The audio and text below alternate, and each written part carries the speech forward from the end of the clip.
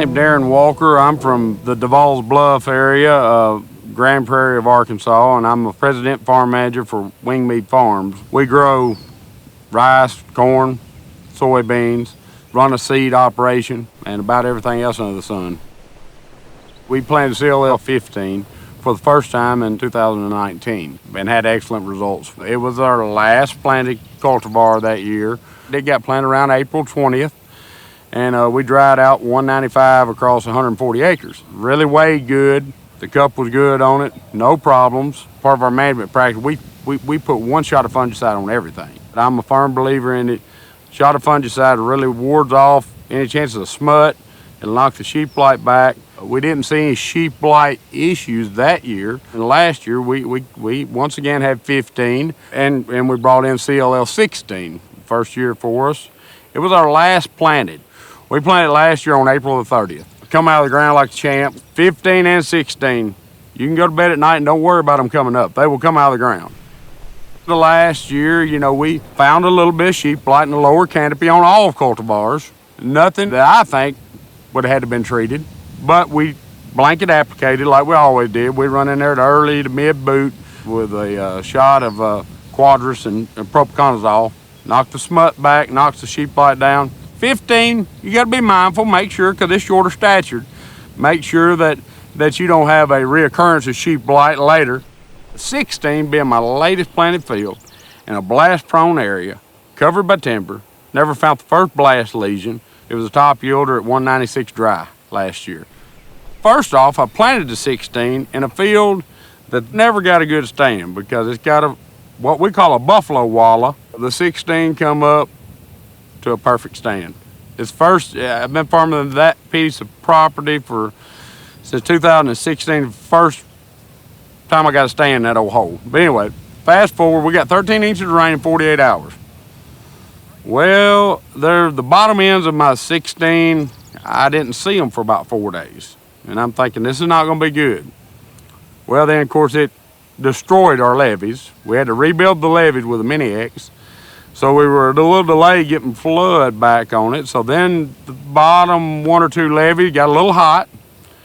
I can promise you, not right now, I can take you that CLL16, I can take you to my 3 field, and you can't tell me which paddy went under and stressed. So I said all that to say this, it's rugged.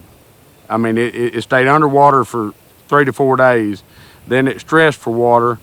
And as a farmer knows, we don't know where we're gonna be at till we harvest it. But I can tell you, pretty safely, what I've seen, there's no yield reduction. So that speaks to the rugged nature of it. But what I've seen, 16 is very forgiving. From going underwater to stressing for water, and we've seen no short heads, no blanks, not anything, compared to a diamond or a jewel. We know going with a CLL16, you're gonna have a little bit more input cost than the seed cost. But also I would like to say, because I grow both varieties, Clearfield and non-Clearfield, the cleanest fields I have are my Clearfield varieties. Clearfield will keep you cleaner than non-Clearfield. I do pre-emerges, I like to run New Path and glyphosate. And I come back with Clear Path and Permit, and then I do 2,4-D at mid-season, that's it. And it's clean. There's no clincher, there's no propanol. CLL16 has as much yield potential as any product on the market, including the hybrids. So what I'm saying is you got the lowest input cost and the top end yield potential. Why would you not plant CLL16? I think 15 and 16 together work great together. But let me touch on this about 16. We haven't had any lodging issues. And I had some double fertilized areas that should have lodged last year that really didn't. I think 15 and 16 complement each other well because of the different in stature. 16 is going to be taller, it's going to be more robust, but 15 more of a true semi-dwarf, so it's going to be a little shorter, and you can hit different windows. We all know, and we can go back to 2016, we know what the hot weather done to rice. By having the two, you're mitigating your risk over different times of the year. So yes, I think they complement each other well. The one problem I've had with 16 and 15 is I plant it too thick.